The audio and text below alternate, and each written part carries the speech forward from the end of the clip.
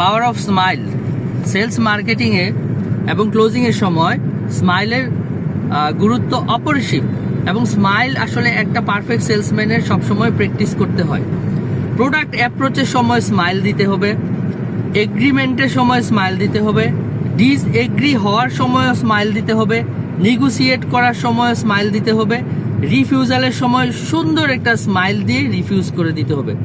Sales, closing, marketing অ্যাপ্রোচের প্রত্যেকটা সিচুয়েশনে একজন পারফেক্ট সেলসম্যানের স্মাইলিং এর প্র্যাকটিস থাকতে হবে, and smile is very much powerful.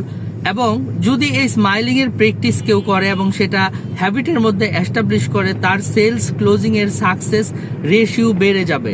এখন আমরা এটা কিভাবে করতে পারি? যদি একজন সেলসম্যানের এই হ্যাবিট না থাকে, সে যদি নেক্সট 3 মাস তার ফ্রেন্ডস, ফ্যামিলি এবং এভরিহোয়ার যার সাথেই সে কথা বলতেছে, উঠা বসা করতেছে, চলাফেরা করতেছে, ইভেন তো কাস্টমারের সাথে টেবিলে ক্লোজিং করার সময় সে যদি স্মাইলের প্র্যাকটিস করে, এটা এস্টাবলিশ হবে। এবং সেলস ক্লোজিং এর প্রত্যেকটা পয়েন্টে যদি সে স্মাইলের অ্যাপ্লিকেশন করে, অটোমেটিক্যালি তার হচ্ছে যেটা যে সেলস ক্লোজিং এর হিট রেট বা রেশিও বেড়ে যাবে।